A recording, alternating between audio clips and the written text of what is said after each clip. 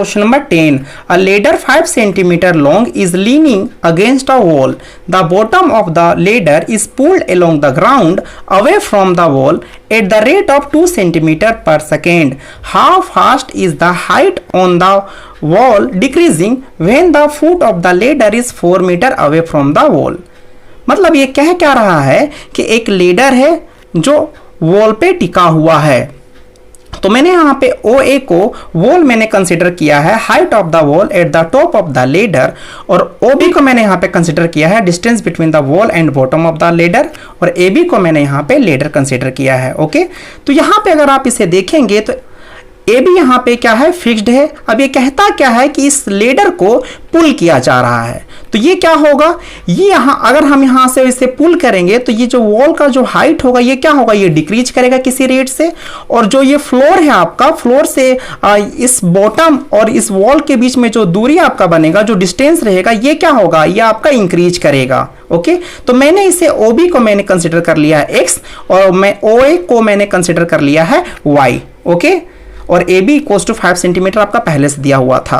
तो अब ये कहता क्या है कि जब हम इसे पुल करेंगे तो ये किसी रेट से इंक्रीज कर रहा है। इसका रेट कितना दिया हुआ है, 2 सेंटीमीटर पर सेकेंड, मतलब dx/dt का रेट हमें दिया हुआ है 2 सेंटीमीटर पर सेकेंड। तो यहाँ पे सेंटीमीटर है, यहाँ पे मीटर है, तो क्वेश्चन को डील करने के लिए किसी एक यूनिट में चेंज करना जरूरी है। तो मैं सेंटीमीटर को किस में चेंज कर दे रहा हूँ, मीटर में। तो 2 सेंटीमीटर को मैं डिवाइड कर दूंगा 100 से, तो 2/100 मीटर पर सेकेंड। तो मैंने dx/dt को मैंने मीटर में कन्वर्ट कर लिया है किसी एक यूनिट में। अब हमें फाइंड आउट हमें क्या करना है, how fast is its height on the wall decreasing when the foot of the ladder is 4 metre away from the wall. तो इसका मतलब मुझे यहाँ पे निकालना है y का डिक्रीज करने का rate. Find dy/dt equals to what, When x equals to 4 metre. अब इन सभी में रिलेशन स्टैब्लिश करने के लिए हम लोग पाइथागोरस थ्योरम का यूज करेंगे, क्योंकि फ्लोर और वॉल के बीच में कितना का एंगल बनता है, 90 डिग्री। तो ये फाइनली मेरा राइट एंगल ट्राइंगल मेरा बन गया है। तो यहाँ पे पाइथागोरस थ्योरम में कोई स्टैब्लिश करेंगे, तो x² + y² इक्वल्स टू 5 का स्क्वायर। अब हम इसे डिफ्रेंशिएट कर देंगे both side with respect to t। तो x² को डिफरेंशिएट करने के लिए x के रिस्पेक्ट में, फिर dx/t, और प्लस y² को डिफरेंशिएट करने के लिए y के रिस्पेक्ट में, फिर dy/dt इक्वल्स टू 25। अब यहाँ पे कितना होगा, 2x और dx/dt, 2y dy/dt और कांस्टेंट का 0। जब हम इसे फाइनली सॉल्व कर लेंगे तो आपका dy/dt equals to -xy dx/dt। अब हम लोग फाइनली x को रिप्लेस कर देंगे 4 से, और dx/dt को रिप्लेस कर देंगे 2/100 से।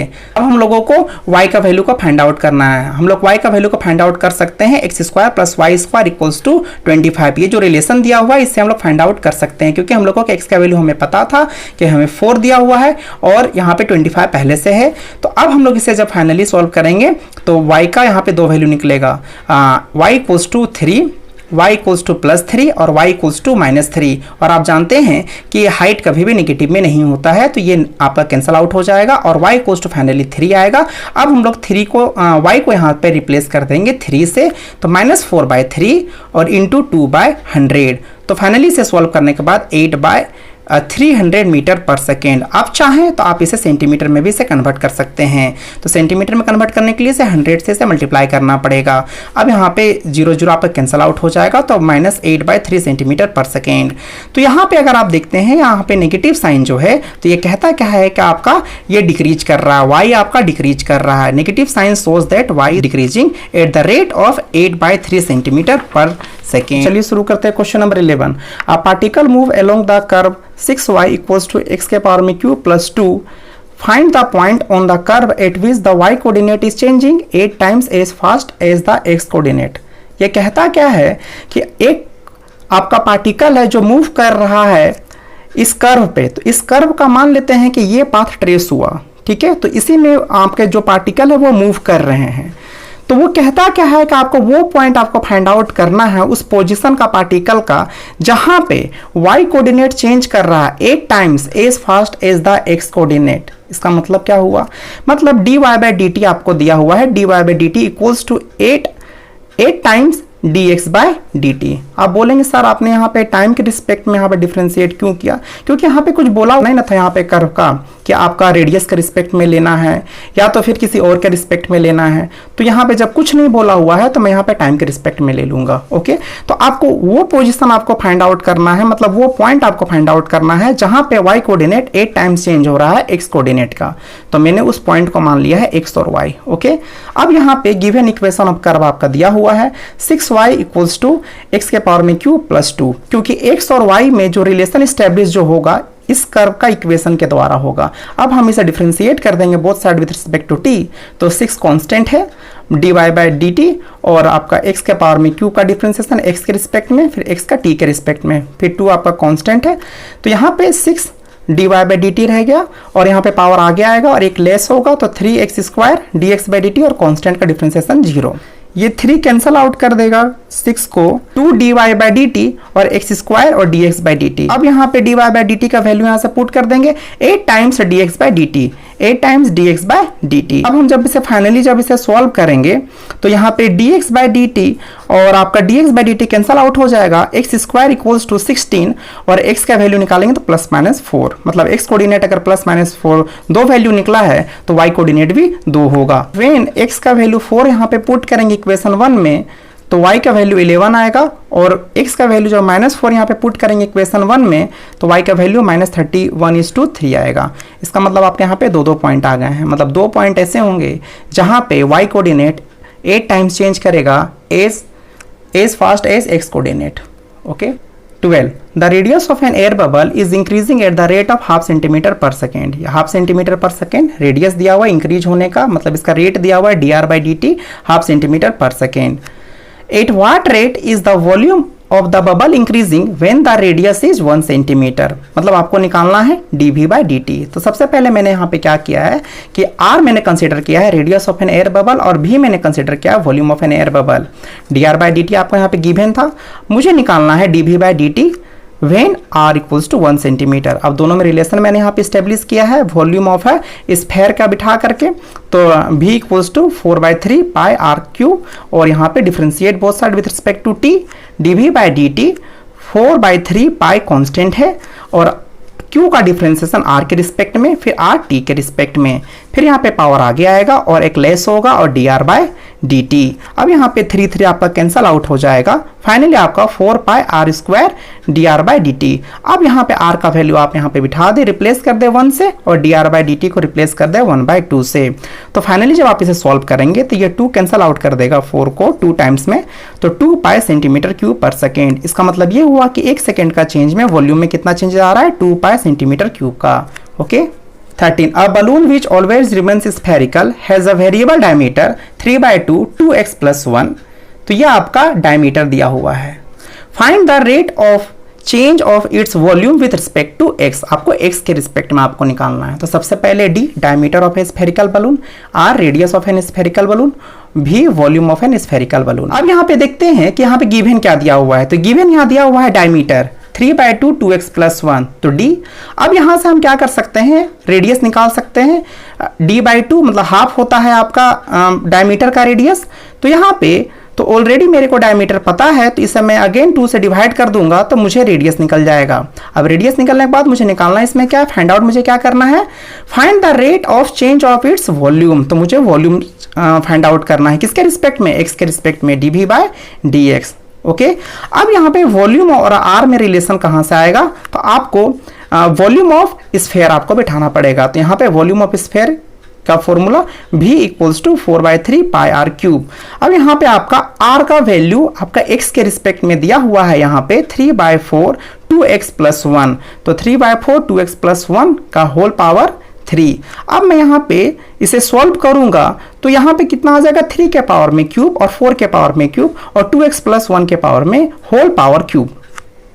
अब यहाँ पे कैंसल आउट हो जाएगा, एक 4 यहाँ से कैंसल आउट कर देगा और एक 3 यहाँ से कैंसल आउट हो जाएगा। तो 3 3 जा 9 और 4 4 हो जा 16 पाई 2x +1 का होल पावर 3। अब यह मेरा फाइनली x के रिस्पेक्ट में v का रिलेशन फाइनली x के रिस्पेक्ट में आ चुका है, तो आप हम इसे डिफरेंशिएट कर सकते हैं। यहाँ पे आप डिफरेंशिएट x के रिस्पेक्ट में नहीं कर सकते थे क्योंकि यहाँ पे r दिया हुआ था, तो आपको फिर अगर आप यहाँ x के रिस्पेक्ट में डिफरेंशिएट कर देते तो dr/dx हो जाता, जिसका वैल्यू आपका रेट आपको नहीं दिया हुआ था, रेडियस का चेंज होने का रेट x के रिस्पेक्ट में। ओके, तो यहाँ पे अब हम इसे फाइनली डिफरेंशिएट कर सकते हैं x के रिस्पेक्ट में। तो dv/dx 9/16 पाई, और यहाँ पे आपका चेन रूल चलेगा, पहले क्यूब को देने के लिए 2x + 1 के रिस्पेक्ट में, फिर 2x + 1 x के रिस्पेक्ट में, तो 9/16 पाई।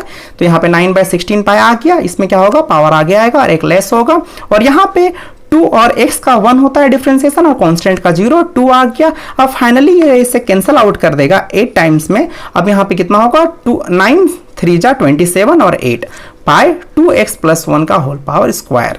Okay, 14 sand is pouring from a pipe at the rate of 12 centimeter cubic per second. The falling sand form a cone on the ground in such a way that the height of the cone is always 1/6 of the radius of the base. How fast is the height of the sand cone increasing when the height is 4 centimeter?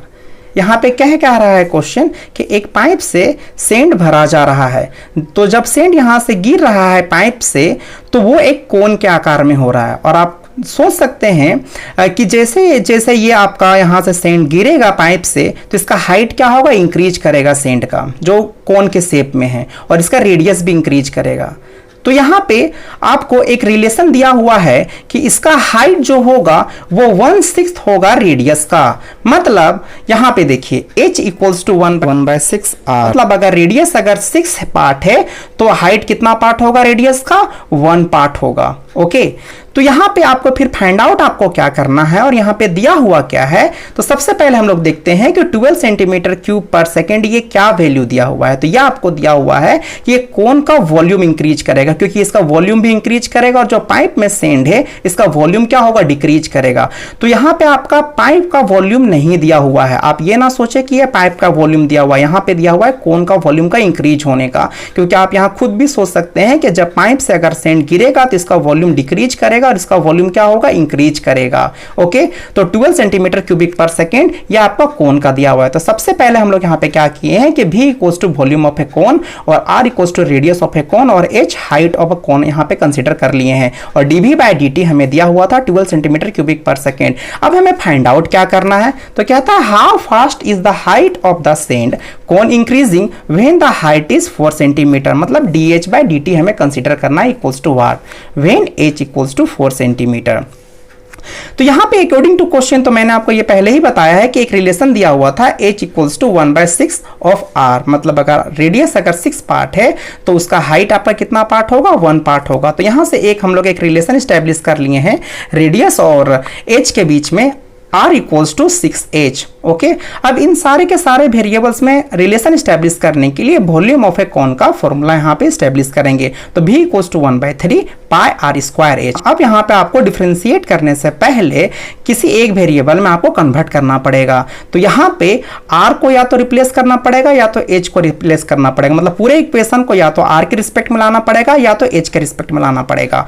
तो यहाँ पे हमें निकालना क्या है, dh/dt। इसका मतलब इस इक्वेशन को हमें h के रिस्पेक्ट में लाना पड़ेगा और r को हमें रिप्लेस करना पड़ेगा, जो यहाँ पे रिलेशन स्टैब्लिश हुआ है r और h के बीच में, r = 6h। तो यहाँ पे r इक्वल कर देंगे 6h। अब जब हम इसे फाइनली सॉल्व करेंगे तो कितना हो जाएगा, यहाँ पे ये स्क्वायर यहाँ पे आ जाएगा आपका 36 और h का पावर क्यूब, यहाँ क्योंकि यहाँ h² आएगा और यहाँ पे h आपका आएगा। ओके, अब ये कैंसिल आउट आपका हो जाएगा, ये 12 आपका हो जाएगा, तो कितना होगा 12 पाई h के पावर में क्यूब। अब हम लोग क्या करेंगे, इसे डिफरेंशिएट कर देंगे both side with respect to t, dv/dt 12 pi constant है बाहर हो जाएगा, और h³ h के रिस्पेक्ट में और h dt के रिस्पेक्ट में। ओके, अब यहाँ पे क्या होगा, पावर आगे आएगा, तो 12 पाई × 3h² dh/dt। अब यहाँ पे dv/dt का वैल्यू हम लोगों को पता है 12 पाई × 3h² dh/dt। अब यहाँ पे 12 कैंसल आउट हो जाएगा, और finally dh/dt = 1/3 pi h² when